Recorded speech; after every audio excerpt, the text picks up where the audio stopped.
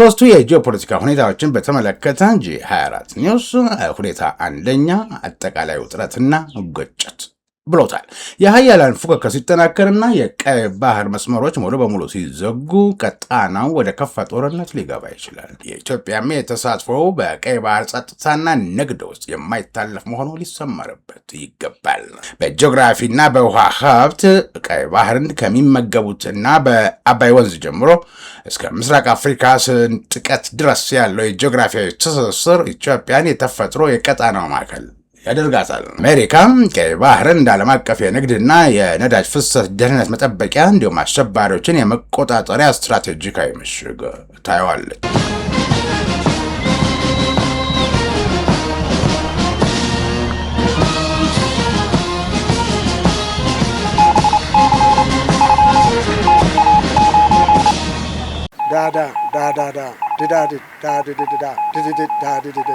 ሞርስ ማለት ይችላል። ይህ ሞርስ ነው የሚያዘጋጀው ወንድም ኢዮብ። ጤና ይስጥልኝ። ይህ በምድር ኃይል ፎሌን ሲነፋ በአየር ኃይል ፓሬድ በባህር ኃይል ማስተሪንግ ሲደረግ ወደ እናንተ እንዲደርስ ታስቦ በሞርስ የበላይ ጠባቂ የተዘጋጀው እና የጂኦፖለቲካውን የምንቃኝበት የዛሬው ልዩ መሰናዶ አሁን ጀመረ።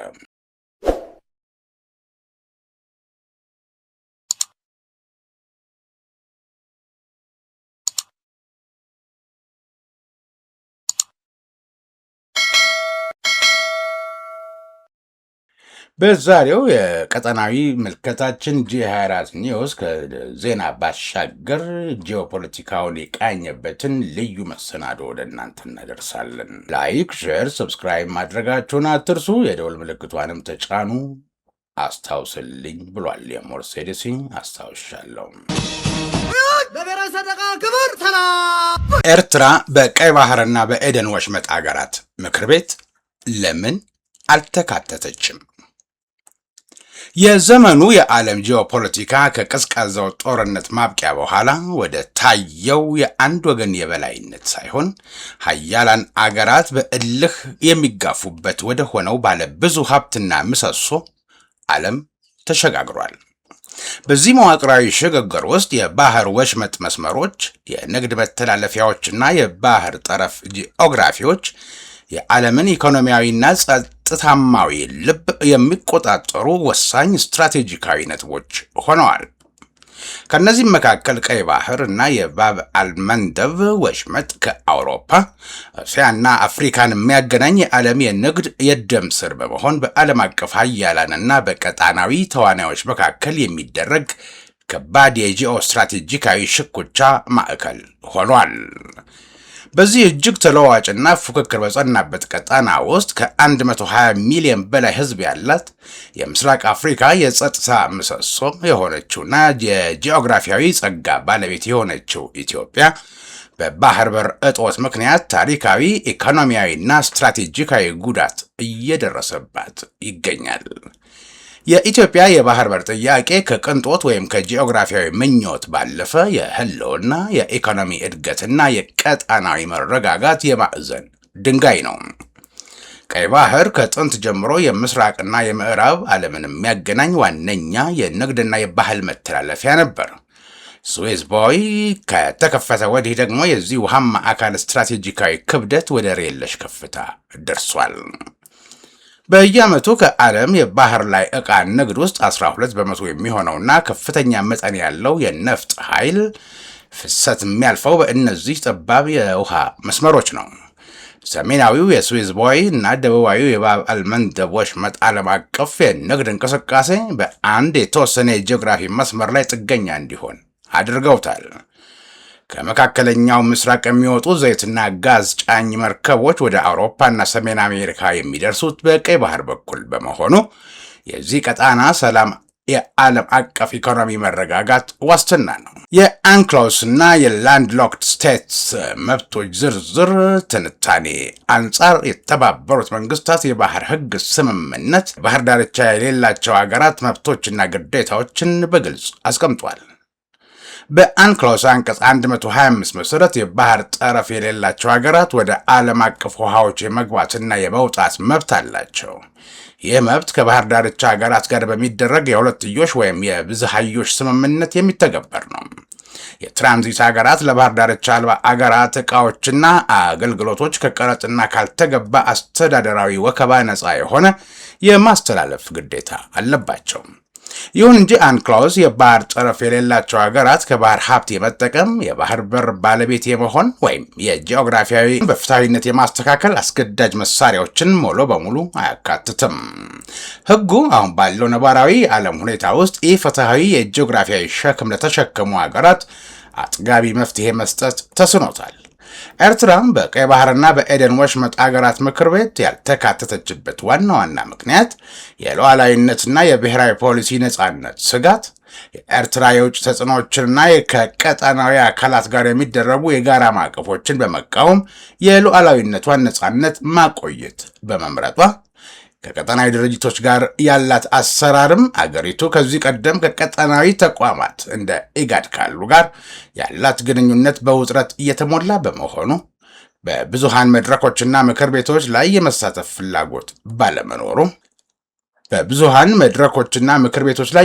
ፍላጎት ባለመኖሩ ነው። የጂኦፖለቲካ ካርታ በጉልበት ሳይሆን በፍትህና በጋራ ተጠቃሚነት ሲሰለፍ ብቻ ነው ዘላቂ ሰላም የሚረጋገጠው። ቀይ ባህር የውዝግብ ማዕበል መናኸሪያ ሳይሆን የምስራቅ አፍሪካን የብልጽግና አውራ ጎዳና የሚያገናኝ የሰላም ድልድይ የሚሆንበት ቀን ከወዲሁ በይፋ እየተጠየቀ ነው። ኢትዮጵያ ለምን በቀይ ባህር ፖለቲካ ውስጥ የማይታለፍ ተዋናይ ሆነች ተብሎ ለሚነሳው ጥያቄ G24 መልስ አለው። ኢትዮጵያ በቀይ ባህር ዳርቻዎች በቀጥታ ባትዋሰንም የቀይ ባህር ጂኦፖለቲካዊና ጸጥታማዊ ገጽታ በቀጥታ የሚወስነው አገሪቱ ባለችበት አቀማመጥ ነው። ኢትዮጵያ የምስራቅ አፍሪካ ትልቁ የኢኮኖሚ ማዕከል በመሆኗ ለቀይ ባህር ወደቦች ትልቁን የገበያ ድርሻና የጭነት እንቅስቃሴ በማበርከት በህዝብ ብዛትና በሰው ኃይል ከ120 ሚሊዮን በላይ ህዝብ ያለው ህዝብ መኖሩ በቀጠና ውስጥ ትልቅ የሰው ኃይልና የፍላጎት ማዕከል ያደርጋታል። የሀገሪቱ የኢኮኖሚ እድገት ቀጣይነት ያለው የባህር ትራንስፖርት ጥያቄን ያስነሳል።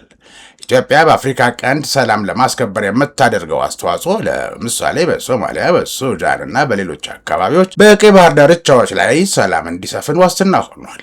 ኢትዮጵያ ካልተረጋጋ ቀይ ባህርም ሊረጋጋ አይችልም። በጂኦግራፊና በውሃ ሀብት ቀይ ባህርን ከሚመገቡትና በአባይ ወንዝ ጀምሮ እስከ ምስራቅ አፍሪካ ስንጥቀት ድረስ ያለው የጂኦግራፊያዊ ትስስር ኢትዮጵያን የተፈጥሮ የቀጣናው ማዕከል ያደርጋታል።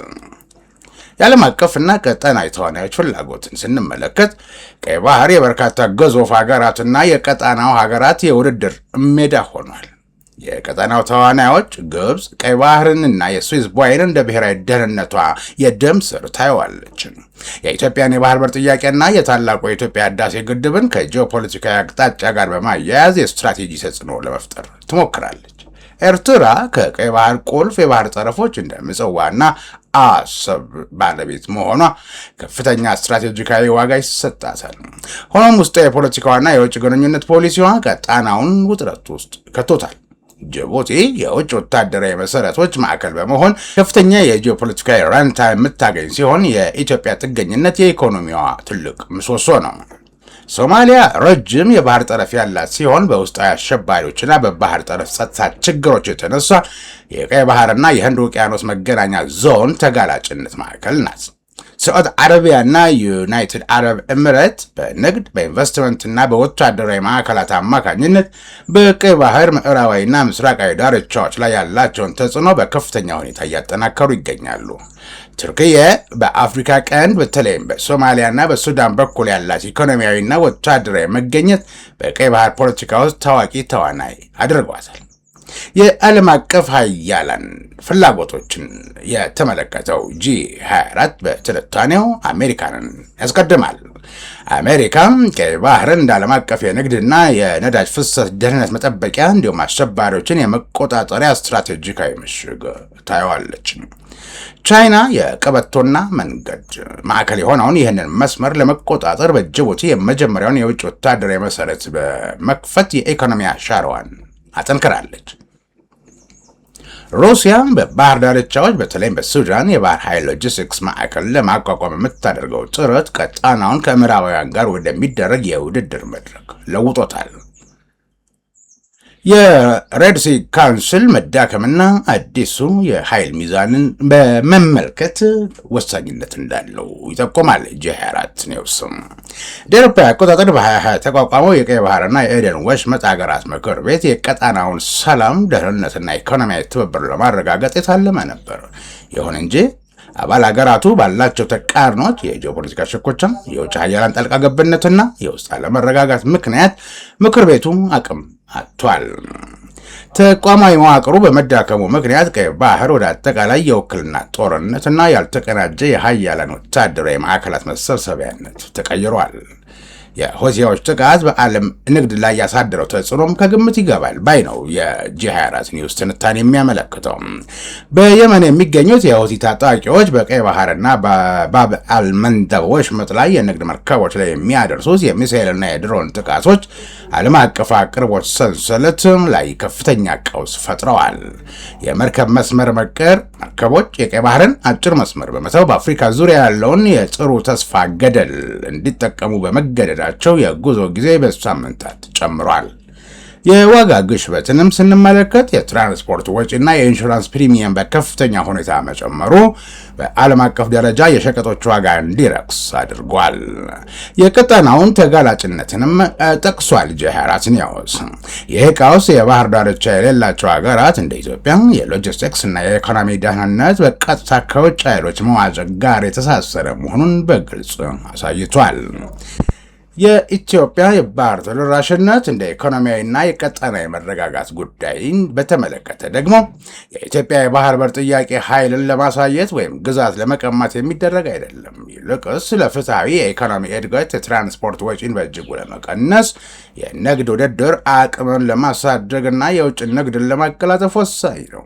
የቀጠናዊ ውህደትም ቢሆን ኢትዮጵያ ከጎረቤት አገራት ጋር በጋራ የባህር በር ባለቤትነትን በጋራ ልማትና በኢኮኖሚ ትስስር ላይ የተመሰረተ የዲፕሎማሲ አካሄድ ለቀጣናው ሰላም ዋስትና ነው።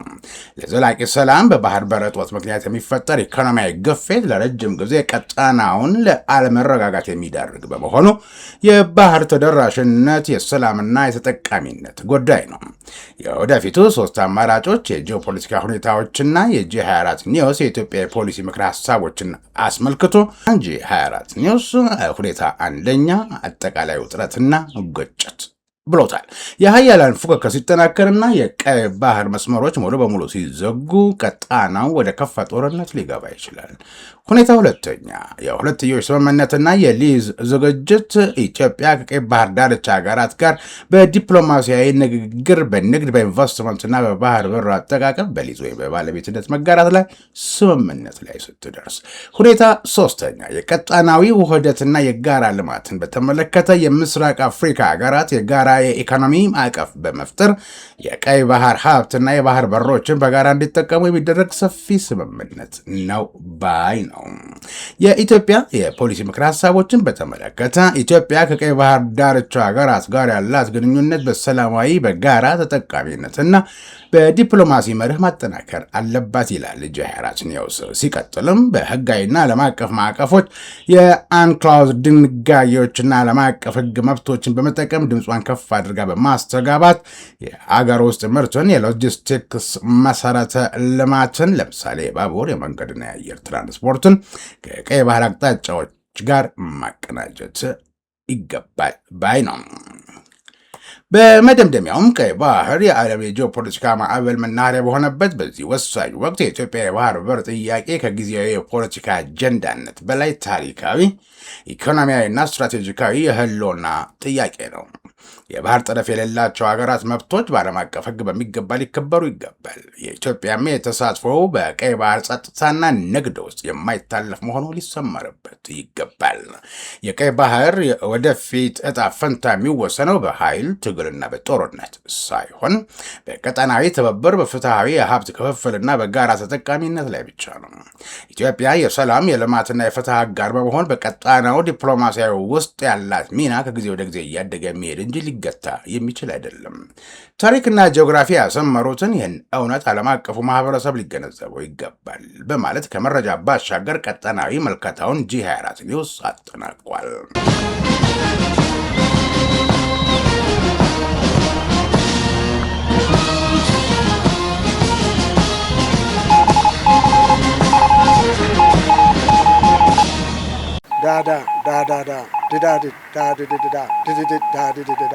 ሞርስ ማለት ይችላል። ይህ ሞርስ ነው የሚያዘጋጀው ወንድም ኢዮብ። የተወደዳችሁ ተመልካቾቻችን በሞርስ የበላይ ጠባቂ ተዘጋጅቶ በምድር ኃይል ፎሌን ሲነፋ በባህር ኃይል ማስተሪንግ በአየር ኃይል ፓሬድ ሲደረግ ወደ እናንተ እንዲደርስ የተፈቀደው የዛሬው ጂኦፖለቲካውን የቃኘንበት ልዩ መሰናዶ በዚሁ አበቃ። በቀጣይ በሌሎች መርሃ ግብሮች እንገናኛለን። እስከዚያው ድረስ ጤና ይስጥልኝ። ጤና ይስጥልኝ። ይህ በሞርስ ኮሚኒኬሽን ተዘጋጅቶ በሞርስ የበላይ ጠባቂ ተሰናድቶ ወደ እናንተ የሚደርሰውና በሞርስ የበላይ ጠባቂ ተሰናድቶ ወደ እናንተ እንዲደርስ የተዘጋጀው አይደለም።